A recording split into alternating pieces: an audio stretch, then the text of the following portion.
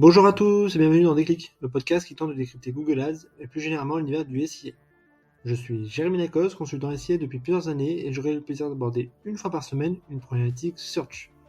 Sans langue de bois et toujours avec bienveillance, l'ambition au cours de chaque épisode est de déconstruire les mythes autour de Google Ads, une plateforme qui vient de fêter ses 20 ans, en partageant mes échanges, lectures et retours d'expérience.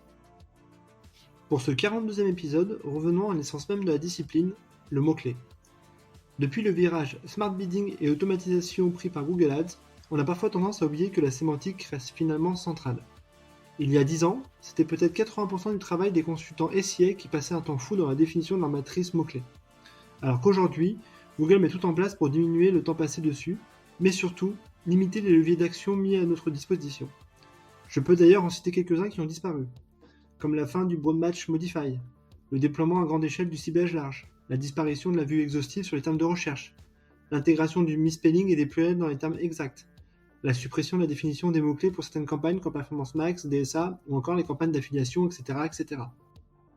J'ai souvent tendance à dire qu'avec la montée en compétence de la profession, la différence ne se fait plus au niveau mots-clés, car grosso modo nous achetons à peu près les mêmes mots-clés. Est-ce un abus de langage de ma part ? Faut-il reléguer les SQR et exclusions aux oubliettes ? Allez, je compte les points. Le premier enjeu, comment construire sa matrice ? C'est souvent la première étape dans la construction d'un compte, un peu la mère de toutes les batailles. La définition d'une matrice mot-clé dépend de plusieurs variables. Les objectifs de vos campagnes, le budget alloué, votre positionnement sur le marché. Je vous donne 2 exemples.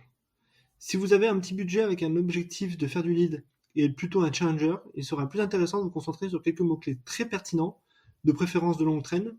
Tout l'enjeu pour vous est de créer une sorte de monopole sémantique, c'est-à-dire ne diffuser que sur des classes de mots-clés où vous êtes les meilleurs par rapport à la concurrence.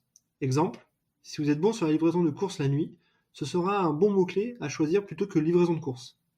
A l'inverse, si vous êtes leader avec un budget important, la bonne approche est d'avoir un spectre sémantique large, avec à la fois de la marque, du générique à haute valeur et de la longue traîne pour avoir le filet le plus large qui soit.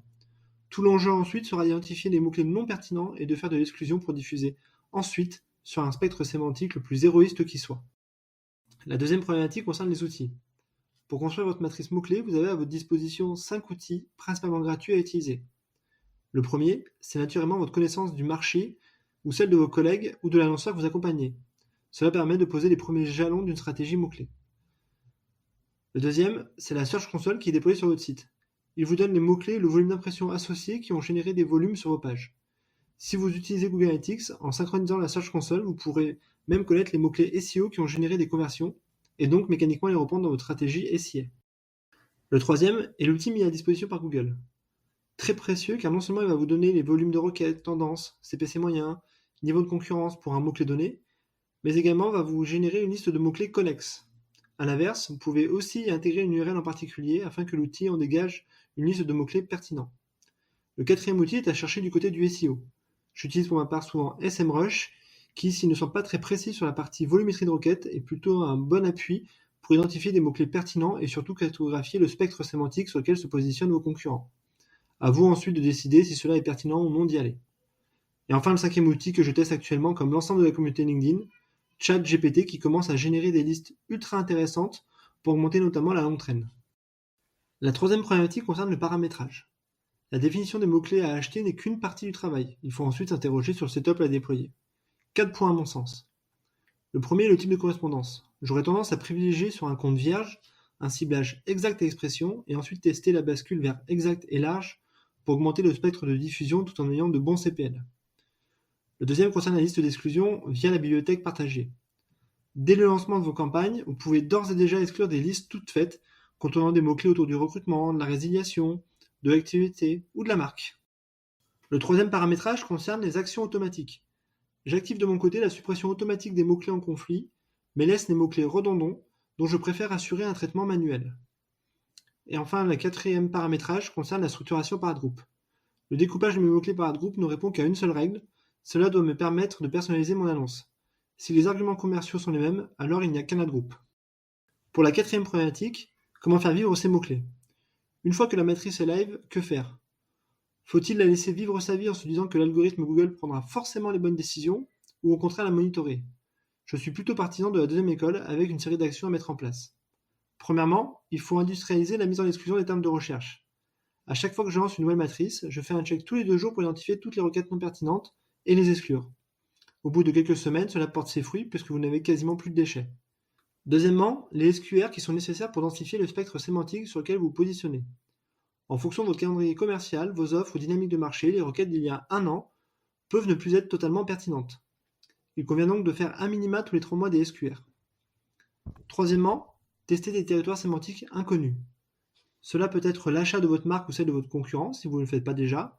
Cela peut être aussi la bascule en large sur certaines campagnes ou encore des approches sémantiques qui ne me paraissent pas totalement pertinentes, mais qui peuvent se révéler finalement pertinentes. Le bon exemple est le pure player qui va se positionner finalement sur des requêtes locales. Et enfin, quatrièmement, la garantie de la diffusion de vos mots-clés. Parfois, à cause de la volumétrie de requêtes trop faible ou de la faible qualité de vos mots-clés, ceux-ci ne diffusent plus. Dans ce cas-là, je coupe les mots-clés qui ne diffusent pas pour éviter de créer du brouillard pour l'algorithme, et je travaille le contenu de mes landing pages pour augmenter mon QS et donc garantir la diffusion de mes mots-clés. Et enfin, dernière problématique, quid de DSA, Performance Max ou les campagnes UAC. Surtout, comment utiliser ces nouvelles campagnes qui par définition ne font pas appel à vous pour définir les mots-clés sur lesquels vous positionnez. Quand j'ai commencé le SIA, il y avait une pratique un peu sioux qui consistait, lors du lancement d'un compte, à acheter le mot-clé le plus générique en large pour identifier toutes les requêtes pertinentes et ensuite les intégrer à des campagnes SIA. À mon sens, il faut utiliser DSA et surtout Performance Max de la même manière. Avec DSA, c'est plutôt facile puisque vous avez par définition la liste de diffusion des termes de recherche sur vos pages profondes. Avec Performance Max, en revanche, vous avez une sorte de catalogue d'univers de requêtes sur lequel vous avez diffusé sans avoir le détail niveau transformation. En tout cas, cela vous donne des billes pour ensuite les intégrer ou non à vos campagnes classiques. Voilà, ce 42e épisode touche déjà à sa fin et j'espère que vous avez eu le déclic. Comme toujours, je suis preneur de vos retours, propositions de sujets en commentaire ou par message privé sur LinkedIn. D'ici là, prenez soin de vous, et si vous me cherchez, vous savez où me trouver. Sur Google bien sûr. Allez, à la prochaine.